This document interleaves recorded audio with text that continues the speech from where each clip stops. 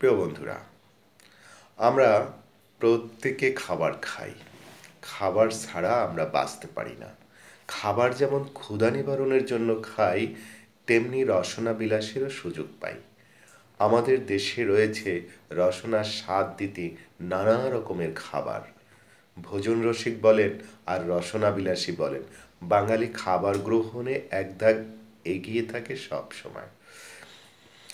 আমাদের নিত্যদিনের খাবার তালিকায় এমন সব নাম আছে যা আসলে আমরা জানি না সেসব আমাদের দেশীয় খাবার কিনা বা সে খাবারটি আমরা কিভাবে পেলাম। আমি জাহিদ আল রাজি আপনাদের সঙ্গে আছি। সবাইকে শুভেচ্ছা এবং অভিনন্দন জানাবো কোন দেশ থেকে এসেছে কোন খাবার। সিঙ্গাড়া চেনে না এমন মানুষ আমাদের দেশে নেই বললেই চলে। কিন্তু মধ্যপ্রাচ্যের জনপ্রিয় খাবার সিঙ্গাড়া। ময়দার পুরের ভিতর থাকে নানা প্রকার সবজি মাংস, ডুবা তেলে ভেজে গরম গরম পরিবেশন, ক্ষুধাও মেটায় চটজলদি। লুচি, তেলে ভাজা যে লুচি আমরা খাই সেটি কিন্তু এখানকার খাবার নয়। পর্তুগিজদের হাত ধরে লুচি এসেছে এদেশে। চা, চা ছাড়া অনেকের দিন পার হয় না। কাজের ফাঁকে মাথা ব্যথা হলে চায়ের বিকল্প নেই। তবে চা এদেশের পানীয় নয়, চায়ের উৎসভূমি চীন।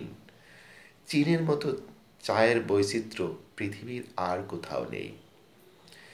রাজমা চাওয়াল, উত্তর ভারতের জনপ্রিয় খাবার রাজমা চাওয়াল।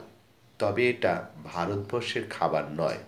সুদূর মেক্সিকো থেকে গুয়াতামালা হয়ে ভারতবর্ষে পা রেখেছে এই রাজমা চাওয়াল।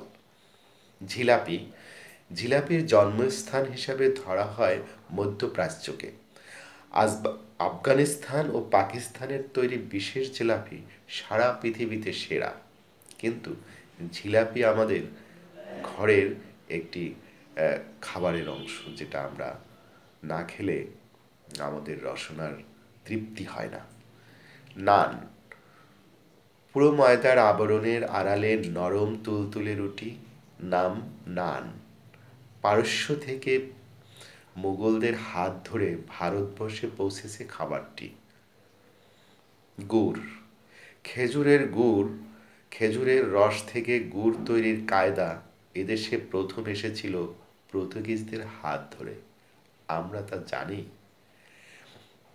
প্রিয় বন্ধুরা, এমনই আরও অনেক না জানা তথ্য পাওয়ার জন্য আমাদের সাথে থাকবেন, সাবস্ক্রাইব করবেন। ধন্যবাদ।